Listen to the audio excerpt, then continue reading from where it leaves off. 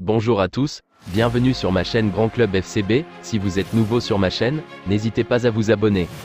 Le FC Barcelone se déplace sur la pelouse du Rayo Vallecano ce samedi à 14 h. Les Barcelonais veulent suivre le rythme du Real Madrid et de Gérone, leader surprise de Liga. Le FC Barcelone enchaîne sans la manière. Les Blaugrana se sont difficilement imposés contre Alaves, 2-1, après leur victoire contre la Real Sociedad, 0-1, dans les derniers instants grâce à but de Ronald Araujo. Les hommes de Xavi pointent à la 3e place de Liga juste derrière le Real Madrid et Gérone, le leader surprise qui continue d'étonner en Espagne. Le Rayo Vallecano vient de rentrer dans le rang après un début de saison prometteur. Les Frangiroros traversent une période compliquée d'un point de vue du calendrier.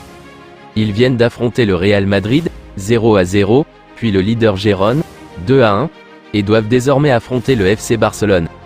Un calendrier surchargé. Xavi vient de perdre Gavi sur blessure. Le milieu de terrain s'est blessé avec la Rora durant la trêve internationale.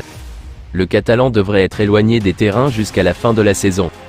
Marc-André Ter Stegen est également incertain, alors qu'il a été touché au dos lors de la trêve internationale. La composition probable de Barcelone. Xi de départ, Peña, Cancelo, Koundé, Araujo, Balde Fermin, Pedri, Gundogan, Félix, Lewandowski, Yamal. Vitor Roque finalement récupéré dès janvier. Selon une information de la RAC1, relayée par Sport, Vitor Roque devrait bel et bien poser ses valises au FC Barcelone dès le mois de janvier prochain. L'idée serait d'enregistrer le joueur pour les 6 prochains mois, sous la forme d'un prêt, en lieu et place de Gavi. La Liga aurait d'ores et déjà donné son feu vert pour cette manœuvre, qui constituerait une bonne nouvelle pour le groupe de Xavi. Néanmoins, un dilemme subsiste. Si le Barça, avec Vitor Roque, va profiter d'un talent offensif supplémentaire, il peut aussi redouter une pénurie au milieu de terrain en cas de nouvelles blessures à venir dans ce secteur de jeu.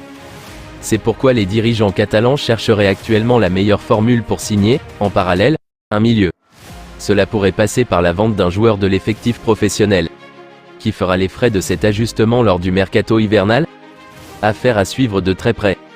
Le jeune ailier brésilien Savinho, qui brille actuellement avec Gérone en Liga, est devenu une cible potentielle pour le FC Barcelone en vue de la prochaine saison. Cependant, des complications liées à sa situation contractuelle rendent le transfert improbable. À seulement 19 ans, Savinho a été l'une des révélations de la saison en Liga, jouant un rôle clé dans le succès de Gérone. Le FC Barcelone, à la recherche d'un ailier gauche pour la saison prochaine, aurait identifié Savinho comme une option intéressante. Latéral droit de l'Argentine et de Tottenham, Cuti Romero serait sur les tablettes du Real Madrid et du FC Barcelone, ainsi que du Bayern Munich. Un échange avec Rafinha évoqué pour Romero? Ekrem Konur, le journaliste turc spécialiste du mercato, évoque l'intérêt du Real et du Bayern. Et Sport croit savoir que Tottenham pense à intégrer Romero dans un deal pour recruter Rafinha, l'ailier brésilien du Barça. Affaire à suivre. Marcos Alonso, la tentation saoudienne?